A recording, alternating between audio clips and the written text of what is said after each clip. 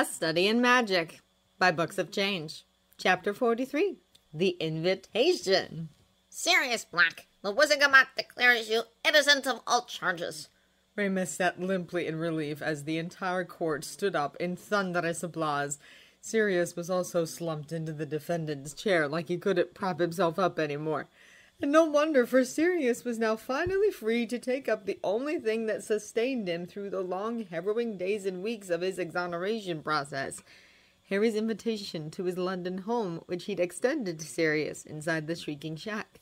When Sirius turned himself in hours after Harry, Ron, and Hermione had somehow found him, the Ministry didn't dare return him to Azkaban, not when there was a public outcry over injustice. So the Ministry allowed him to stay in the old ancestral home of the Blacks until his charges were thoroughly reinvestigated and his trial took place, provided he stayed under 24-hour guard. A good compromise, they thought, and it looked good on paper. Except the old ancestral home of the Blacks, number 12 Grimmauld Place, had gone derelict over the years after all of its old occupants died. Doxies infested every curtain and drapery, and boggarts made home in almost every enclosed drawer, cabinet, and wardrobe. The cobwebs were so old they'd practically developed their own life forms, and a damp, dusty, and sweetish rotting smell pervaded everywhere. The existing decor lent no help whatsoever to improve the atmosphere, besides the grandfather clock that developed the unpleasant habit of shooting heavy bolts at passers-by, a murderer's ghoul, and a purple curtain that almost strangled two hip wizards on guard duty. The portrait of Sirius's late mother, while Burga Black, which couldn't be removed, screamed, "Filth! Scum! Byproducts of dirt and vileness! Half-breeds, mutants, freaks! Begone from this place! How dare you befoul the house of my fathers!" if someone so much as made a sound when they walked past it. That is, if the person nearby wasn't serious. Then the portrait howled, "You blood traitor abomination! Shame of my flesh!" Then there was the Black's old house elf creature. The less one said about the ancient thing, the better. Remus snapped back into attention when he heard the sound of jostling and moving bodies on top of the clapping. Amelia Bones had come down from her seat to prevent Sirius, his old wand. Sirius took it with shaking hands. He conjured a couple of butterflies with it and stared in a daze as he watched them flutter away. Sirius was still staring at them when Remus came down and tapped him on his shoulder. "Time to go, Padfoot," he whispered. Sirius nodded as he stowed his wand deep inside his room. "Yeah." They made their way towards the exit, a difficult process because everyone wanted to shake hands with Sirius and congratulate him. Sirius took it well for the first 3 people, but became increasingly agitated as the number of witches and wizards who wanted to talk about his trial and imprisonment kept growing. Remus pushed Sirius ahead, muttering excuses to the crowd, moving well away from anyone who looked like a reporter. They were stopped at the checkpoint just beyond the atrium by a badly shaved, thoroughly bored-looking security wizard in peacock blue robes. "Where to?" he grunted. "Baker Street," said Sirius slowly. 221B Baker Street, London.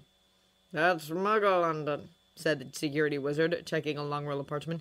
"You need to go through Detective Chief Inspector Lestrade's Muggle attire inspection before you head out." Remus and Sirius stared at him. "Is this new regulation?" Remus asked. "Well, yes," said the security wizard matter-of-factly. "The Muggles have upped their surveillance system since 1994, so we're taking extra precautions to ensure all Ministry employees and visitors are actually incognito. You're in luck easier today." The security wizard pointed at a silver-haired man dressed like a Muggle official striding purposefully towards the gates. Remus recognized him as the witness in Sirius's trial who presented the Muggle surveillance images that showed Sirius hadn't cast any spells when the blasting curse that killed 12 people had occurred. Remus had felt amazed when the gruff and solemn-looking man introduced himself as Detective Chief Inspector Lestrade from Muggle London's law enforcement, and had felt even more amazed when the man projected the images by magic without a wand in sight. A wizard capable of wandless magic, hitherto thought to be Grandmaster Shin's exclusive domain, working as a Muggle law enforcement officer? Who would have thought? Mr. Lestrade stopped right in front of Sirius and extended a hand. "Congratulations, Mr. Black," he said, shaking Sirius's hand. "Heading off to Baker Street?" Sirius nodded. "I could take you there," said Mr. Lestrade, smiling affably. You and your friend just need to look muggle before you head out. The MON can set you two up if you don't have the right attire. Just follow me." Mr. Lestrade led Sirius and Remus to a narrow door adjacent to the golden gates. Shelves full of shoes and racks overflowing with muggle clothing were inside a brightly lit room beyond the door, which also had 3 full-length mirrors. "Why is the Ministry going through all this trouble?" Remus asked, while Mr. Lestrade browsed through the racks. "Partially my fault," said Mr. Lestrade ruefully. "I brought to Amelia Bones's attention that magic people have this thing called CCTV. Security cameras. You lot can't afford to get yourselves caught on tape looking at an acting wizard, yeah? So the MOM updated their security policy. Mind, they wouldn't have gone this far if I didn't keep telling people, no, bloody hell, no, you're not going to Muggle Land and dressed like that. Unacceptable. So I'm stuck doing this." "Are we really that bad?" Mr. Lestrade let out a snort. "I have a photo gallery of shame. Got more than 100 pictures in it. Me and my wife look through them when we want a good long laugh." "Really bad, then," Remus thought as he accepted the tweed jacket Mr. Lestrade handed over to him. They left the Urshot's walk-in closet after Sirius finished dressing himself in a black leather jacket, white shirt, and black trousers, and Remus wore khakis and a brown checkered shirt under the tweed jacket Mr. Lestrade gave him. Their shoes were acceptable. Mr. Lestrade, Remus, and Sirius then walked down the long hallway where wizards and witches were arriving and departing through the multitude of gilded fireplaces. A few stopped and stared when Mr. Lestrade marched by. Remus thought he heard someone whisper the name Lestrange when they did so. Sirius spoke for the first time since the security gate after the 3 of them squashed themselves inside the broken telephone booth that served as the lift to and from the Ministry of Magic's visitors' entrance. "Why are people calling you Lestrange?" he asked brusquely. "Because I am, technically," Mr. Lestrade replied. "You're pureblood, yeah? Then you'd have at least heard about my father, Aman Lestrange. He tossed me to the nearest Muggle girl when I tested negative for magic as a baby." Sirius let out a bark-like laugh. "You would do that, but you must have magic if you're here. What happened? Lost my magic temporarily after getting a blood transfusion, and then got it back after donating blood for a couple of years. Don't ask, I don't understand it either. I'm still new to magic. Thought I was a Muggle until this wizard doctor told me I'm a wizard last year." "That must have been a shock to you," said Remus. "I'm still in denial," Mr. Lestrade declared. "I'm not a wizard, I just happen to have magic, which is not the same thing. And if I ever catch the Burks who let it slip my last name used to be Lestrange, I'm going to commit some serious acts of police brutality against them." Sirius warmed up considerably after Mr. Lestrade made his threat. The 3 of them awkwardly stepped out of the lift when they reached Muggle London. Sirius shot out like a loose bludger. Remus, who left after Sirius, banged himself against the telephone apparatus on his way and winced. Sirius took for a long moment to stare up at the sky above the dingy street that contained several shabby-looking offices, a pub, and an overflowing skip. He looked as though he couldn't believe he was seeing it as a pardoned man. Mr. Lestrade and Remus shared a sad, knowing look, and let Sirius stare as long as he liked. They walked to the garage where Mr. Lestrade had parked his car after Sirius came, too. Sirius took the front seat and Remus the back one on the right. Mr. Lestrade told them to put on their seatbelts, wearily showed them how, when both Sirius and Remus just stared at him, expertly turned on the engine and started driving. Sirius asked about Harry's adoptive parents on the way. "Do you know them? What are they like?" "I'm chummy with Harry's mum," said Mr. Lestrade. "We'd go for drinks at the Leaky Cauldron when we have time. Not lately, since she's expecting. You'll like her. Just don't get tripped over by the name. It's John." Sirius frowned at that. "Isn't that a—" "Yes, it is. There's a story behind it." Mr. Lestrade told them how Harry's new mum decided to rename herself John as a living memorial to her dead twin brother. Remus nodded in understanding after the tale. His mind conjured up a strong woman standing military straight with loose fists to the side, whose calm expression hinted at the past memories both sad and glad. "What about his adopted father?" Sirius asked. "I've known him for the last— it's been almost 11 years, said Mr. Lestrade, gaping slightly in disbelief. "It's hard to describe. He's both a boon and a pain in the backside to us police." "He works for the Muggle law enforcement." "Not exactly. He calls himself a private consulting detective. The guys in the station and I ring him up when we're stuck with a funny case. As last resort, usually. Sometimes he invites himself to a kiss, whether you like it or not. Miss Jacqueline said he is a bit of an eccentric, said Remus. Mr. Lestrade rolled his eyes a huffed. My sister-in-law can't be mean, even if you pay her. Sherlock is an eccentric, sure. He's also the biggest burk I've ever met. If he acts like a tit, you have my permission to turn him into a toad. Mr. Lestrade eventually parked his car in front of a cafe named Speedy's. Remus's stomach twisted into knots when he noticed the black door next to the cafe had the blessed lettering 221B. Sirius looked just as jittery at the sight of it. We're here, said Mr. Lestrade as he pulled the brake. Mr. Lestrade pressed the buzzer to 221B after everyone left his car. An old lady opened the door shortly. She and Mr. Lestrade exchanged pleasantries. From the short conversation, Remus gathered the old lady was Mrs. Hudson, who insisted she wasn't a housekeeper, but nevertheless she was going to bring up a cuppa because John shouldn't be moving around too much. She only mildly noted Sirius and Remus when they entered. Apparently she thought they were officers working under Mr. Lestrade. The three of them climbed up a flight of stairs. Remus heard the faint sound of a violin playing. He briefly wondered who it was. Then Mr. Lestrade opened the first floor's flat door, like a man thoroughly at home. There was a cluttered and yet spacious living room beyond the door. A person who had short blonde hair and wearing a red cardigan, cream-colored shirt, and jeans was resting in the leather armchair next to the tiny fireplace.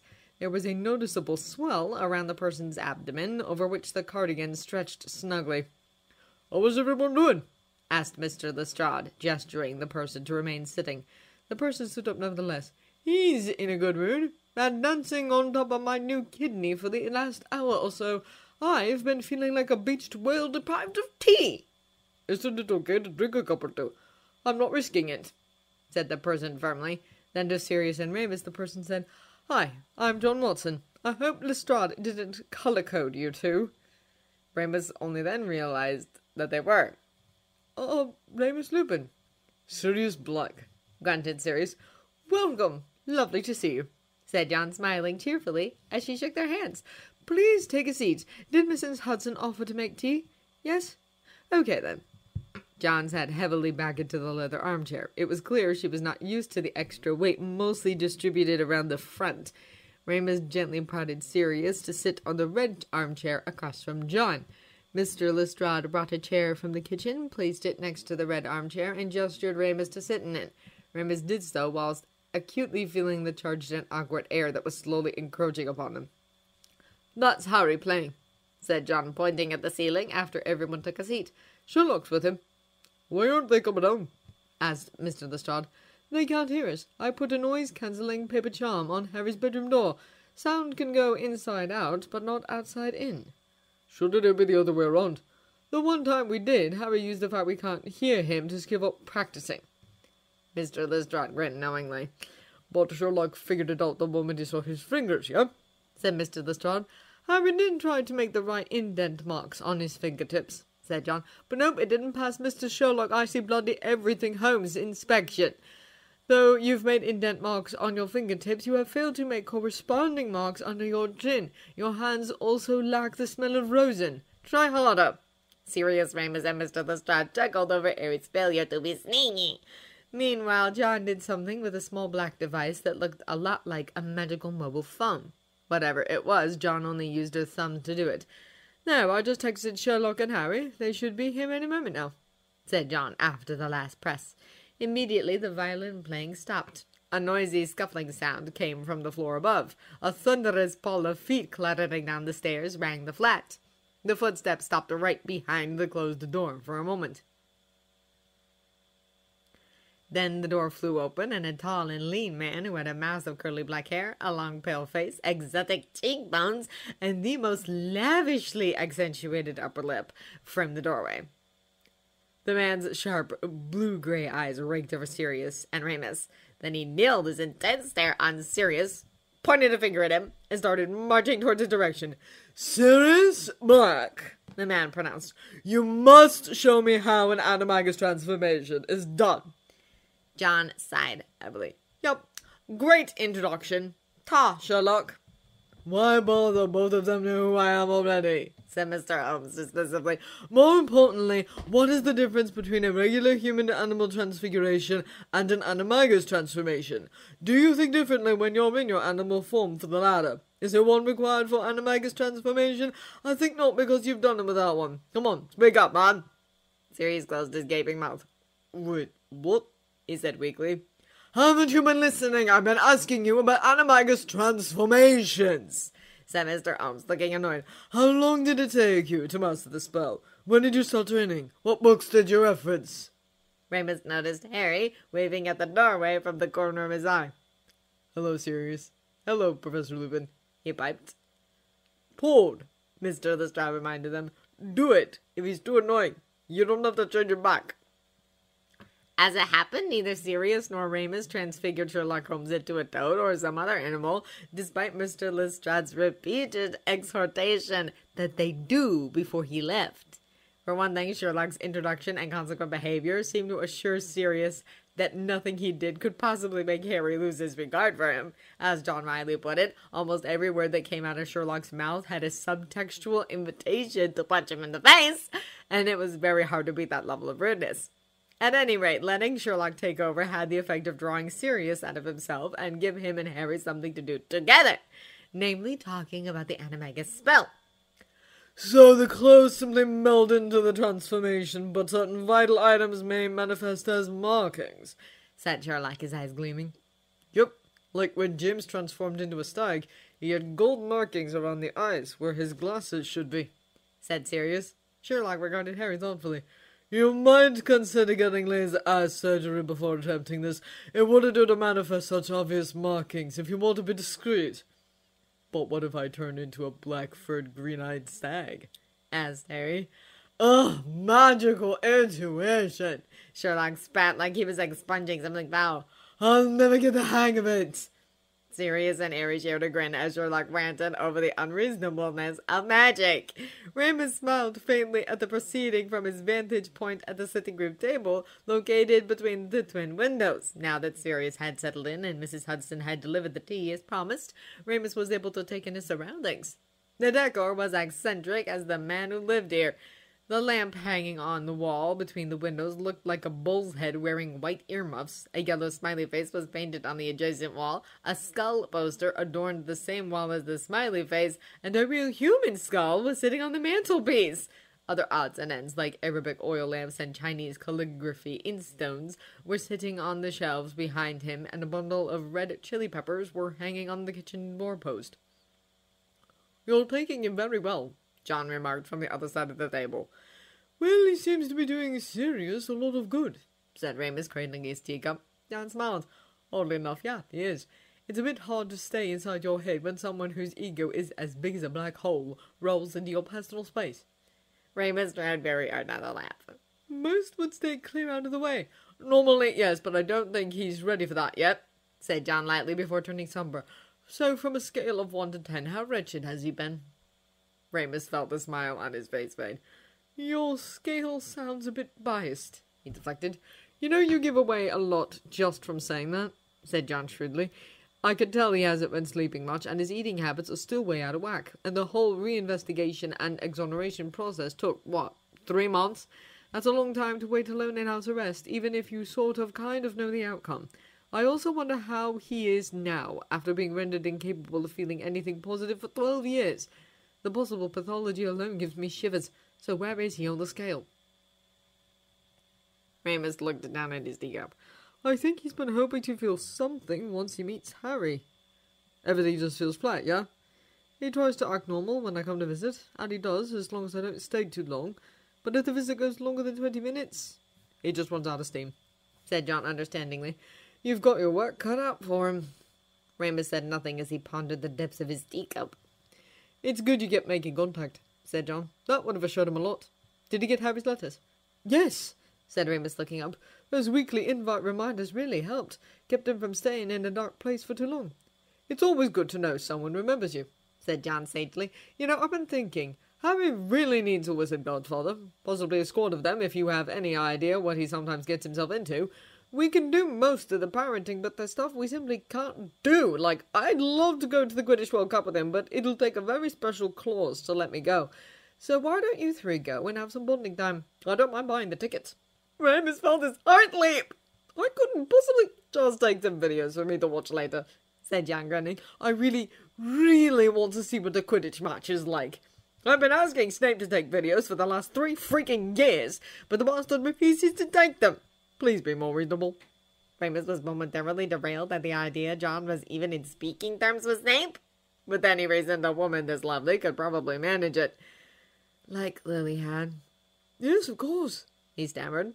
John beamed. And maybe when the time is right, you two can take Harry to his parents' gravesite. I know he wants to go pay his respects, but we couldn't take him because we have no idea where it is. And even if we did, you may not be able to see it, said Remus sadly. You know, I have never felt more keenly how unreasonable the Muggle magic divine is.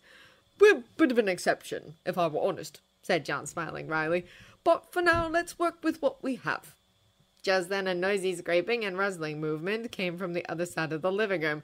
Remus and John looked up and saw Sirius in his dog form, Harry packing his whimsical messenger bag that proclaimed it contained a very large knife, among other ominous-sounding things, and Sherlock donning a coat that looked more suitable for winter than early summer. "Where are you going?" asked John. "Regent's Park," said Sherlock as he buttoned his coat. "I want to determine how accurately Sirius can communicate with other dogs in his animagus form." "Oh, an outing! Great, let me get my jacket," said John, rising. Sherlock's expression became slightly fixed. John, perhaps 6 months pregnant, not lying on my deathbed," said John sternly. Sherlock pulled a deeply unhappy face, which didn't move John at all. Nevertheless, something did make John pause. "Wait, doesn't Harry have violin lessons in 30 minutes? "Cancel it," said Sherlock immediately. Harry eagerly pulled out his phone to comply, but something on it made him stop. "She already did," he said in palpable astonishment. Sherlock and John turned to stare at him incredulously. "Perhaps she had an unexpected engagement?" said Remus, while Dog Sirius tilted his head to the side in curiosity. "Miss Jackie never cancels appointments," said Harry. "Only death, unconsciousness, or forced immobilization will stop her from keeping them," Sherlock rumbled. "And lately she doesn't even let the latter two stop her," said John. "Case in point, she had 3 doppelgangers running around doing her jobs while her real self was petrified after indirect exposure to a bloody basilisk." Now it was Remus and Sirius's turn to gape stupidly as the statement sunk in. "Such dedication," said Remus with feeling.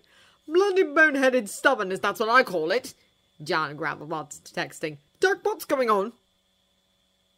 John frowned more deeply when her phone pinged a few moments later.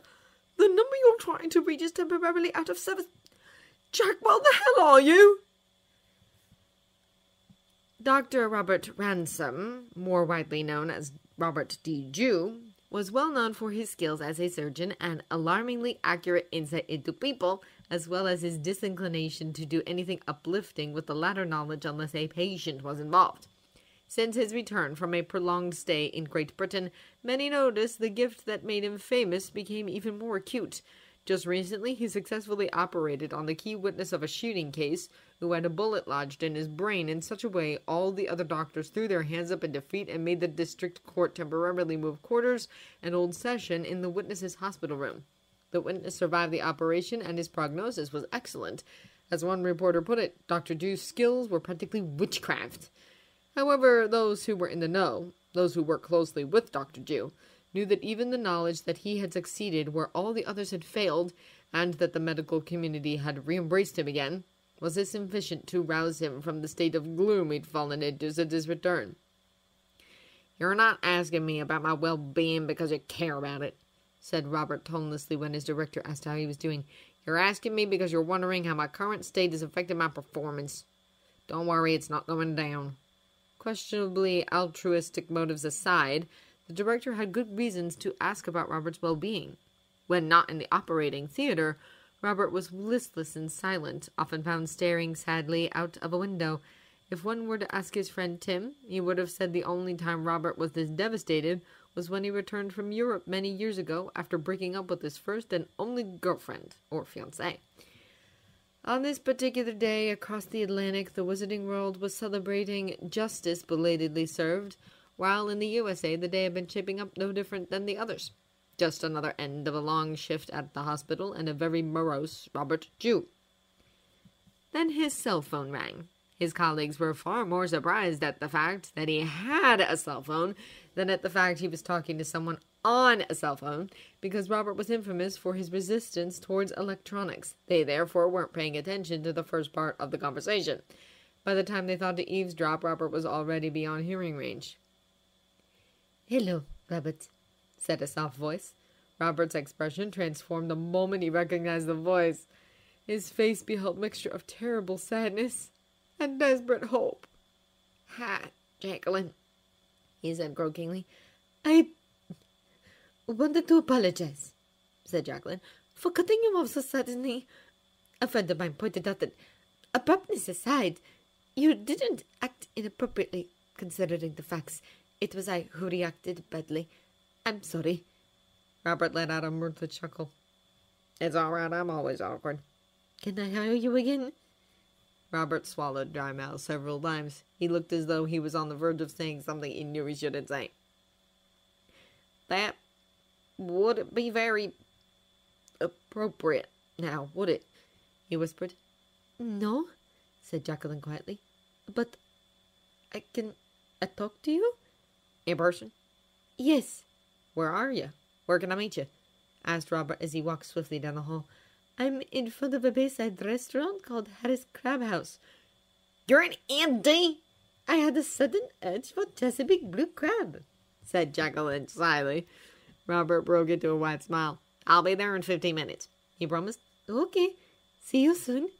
The call disconnected with a click. Robert stuffed his phone back into his pocket and broke into a run.